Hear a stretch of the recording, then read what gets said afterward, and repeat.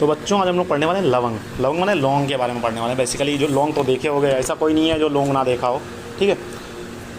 इसे आचार्य प्रियव्रत शर्मा ने छेदन या श्लेष्म हर वर्ग में रखा है। कहीं ना कहीं ये श्लेष्मा का हर करता है, कफ वगैरह हो जाता है तो हम मतलब लौंग का बना चाय वगैरह लौंग में बना के पीते हैं, ठीक है। तिक्त स्कंद में आचार्य चरक ने रखा है। कपूर आदि वर्गों में भाव प्रकाश ने रखा है। ये आपके एग्जाम पॉइंट ऑफ व्यू से बिल्कुल इंपॉर्टेंट नहीं है, इसे आप छोड़ सकते हैं, ठीक है।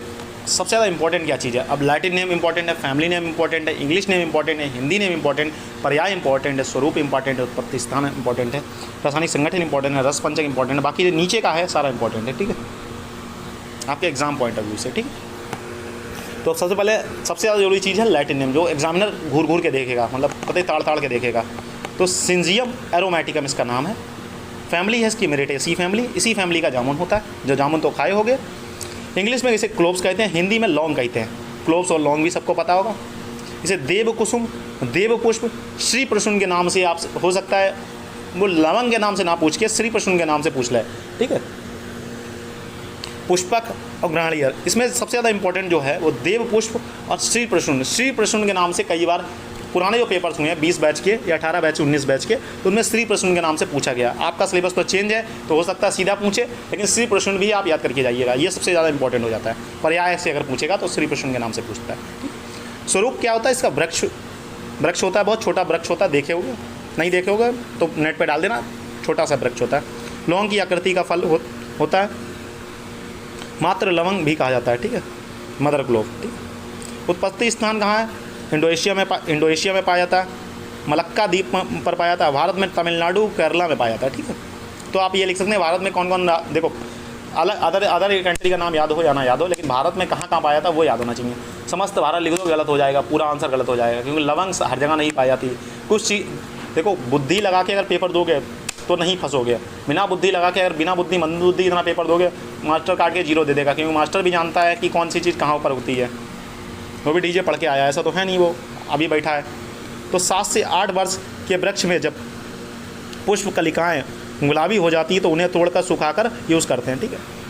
ये नॉर्मली तुम्हारे मतलब नॉलेज के लिए कि कितने साल बाद पौधा लगाने के बाद लेना चाहिए, वो एज सच इंपॉर्टेंट नहीं है। अब रासायनिक संगठन इसका इंपॉर्टेंट, उड़नशील तेल पाया जाता है, यूगिनॉल पाया जाता है, ठीक है। इसके अतिरिक्त इसमें टैनिन पाया जाता है, स्वाद रहित रंगहीन तेल होता है और इसमें अनेक प्रकार के मिनरल्स और विटामिन पाए जाते हैं। ऐसा कुछ सोच नहीं, यूगिनॉल इस्तेमाल करना है, यूगिनॉल है जो वो याद करना है आपको, यूगिनॉल और टैनिन पाया जाता है, ठीक है, ये याद करना है आपको। बाकी इसमें एज सच इंपॉर्टेंट नहीं। रसपंचक वेरी इंपॉर्टेंट, कटु तिक्त रस है इसका, लघु स्निग्ध गुण है इसका, शीत वीर्य है ये, कटु विपाक है इसका, और दोष कर्म में देखें तो कफ पित्त शामक है। कहीं कफ से रिलेटेड जो बीमारियां उन्हें शांत करेगा, पित्त से रिलेटेड बीमारियां उन्हें शांत करेगा, ठीक। प्रयोजन है इसका पुष्प और कलिका, पुष्प और कलिकाएं इस्तेमाल करते हैं, मतलब कली। मात्रा लवंग तेल, अगर हम लोग लौंग का तेल इस्तेमाल करते हैं तो 2 से 3 बूंद इस्तेमाल करना, चूर्ण 1 से 2 ग्राम इस्तेमाल करते हैं। विशिष्ट योग है, मतलब इसकी जो फॉर्मुलेशंस आते हैं वो किन किन नामों से आते हैं? लवंग आदि भट्टी के नाम से आती है, अभिपतिकर चूर्ण के नाम से आता है, ठीक है।